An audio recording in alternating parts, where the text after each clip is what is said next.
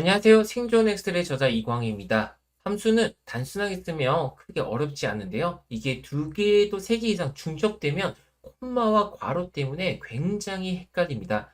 어떻게 하면 중첩 함수를 쉽게 쓸 수 있을지, 그리고 중첩 함수를 쓸 때 생각에 전환할 수 있는 다양한 활용 방법들은 어떤 것이 있는지 실습을 통해 알아보도록 하겠습니다.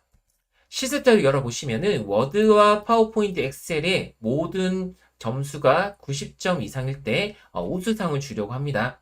이 우수상을 주려고 할 때 가중 if가 사용되는데요. 그냥 좀 잘 보일 수 있도록 여기 F부터 H열은 숨기기 위해서 여기 작업을 해보도록 할게요. 우선 중첩 if를 사용한다면 첫 번째는 if를 워드에 적용해서 이게 90점보다 크거나 같다면 이게 맞을 때 다시 파워포인트를 또 봅니다. 파워포인트 90보다 크거나 같다면 또 이게 맞다면 엑셀의 점수도 보게 돼요. 그래서 모든 게 충족되면 합격이라고 쓰고 그게 아니라면 공백을 둬야 됩니다. 그리고 파워포인트도 공백으로 표시, 그리고 엑셀도 워드도 공백으로 표시하기 위해서 이런 식으로 콤마와 이 큰 따옴표 또 괄호 이런 것들이 굉장히 복잡하게 쓰이죠. 물론 이렇게 데이터 채우기 하시고 서식 없이 채우기 하시면은 중첩 함수를 쓸 수는 있습니다. 하지만 중첩 함수를 이렇게 쓰게 된다면 굉장히 헷갈리거든요. 어쩔 수 없이 중첩 함수를 쓰게 된다면 지금 제가 하는 이 방식을 한번 활용해 보세요.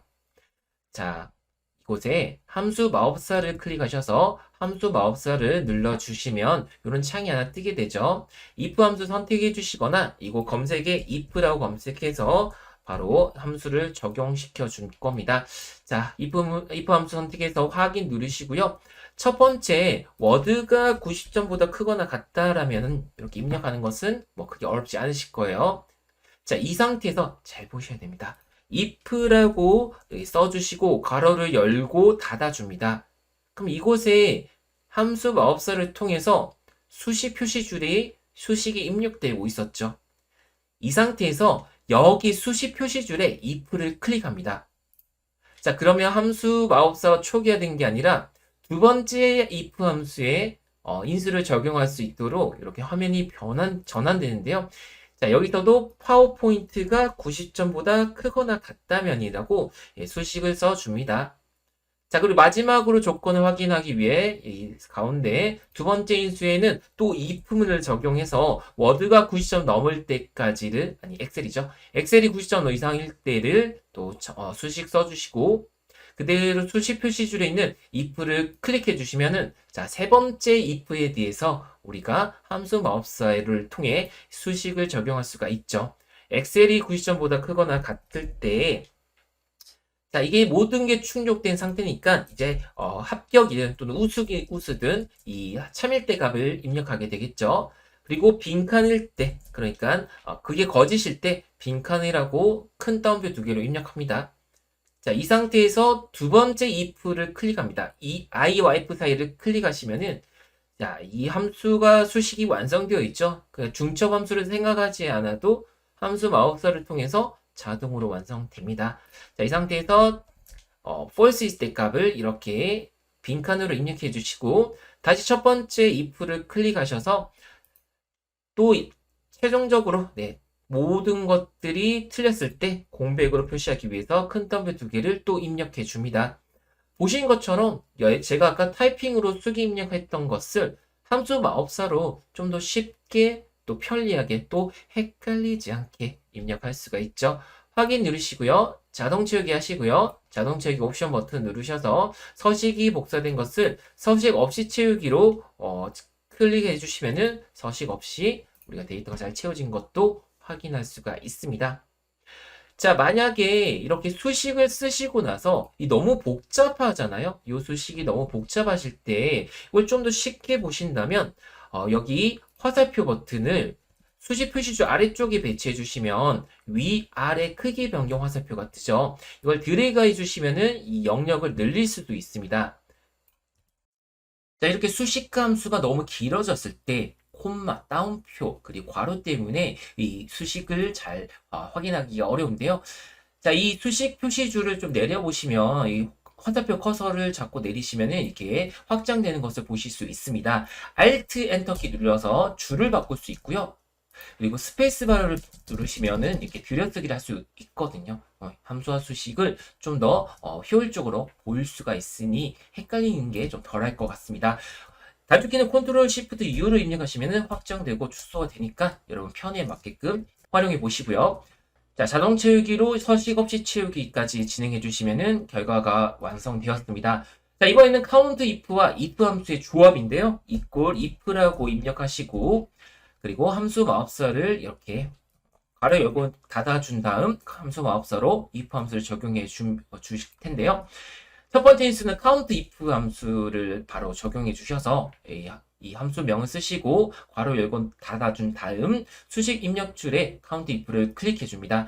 자, count if의 첫 번째 조건은 인수는 이 범위에 데이터 범위에 대해서 두 번째 조건을 입력합니다. 90점보다 크거나 같을 때 개수를 반환해 주는 게 count if거든요. 자, 확인 누르시면 안 되고 다시 수식 입력줄에 if 함수를 클릭하셔서 다시 if 함수를 좀 더 고도화해 볼 텐데요. 자, 이것에 90점보다 넘는 과목의 개수가 3개라면 우수를 출력하는 거고 그게 아니라면 공백을 출력할 수 있도록 이렇게 큰 따옴표 2개로 함수를 완성해 준 다음 자동 채우기를 내려주시면은 같은 방법으로 똑같은 기능을 구현해낼 수가 있습니다. 자, 열이 좀 기니까 I와 J 열은 숨기기 해서 이렇게 더 잘 보일 수 있도록 화면 구성한 다음 여러분께서 엑셀 2021을 사용하신다면 ifs 함수를 사용할 수가 있는데요. 자, ifs 하나의 함수로 방금 활용했던 기능들을 구현해 볼 겁니다. 하지만 주의사항 엑셀 2019, 2021, 365 버전에서만 사용 가능하다는 점 버전 확인해 주신 다음 ifs 함수 마법사를 활용해서 함수를 적용해 보도록 할게요.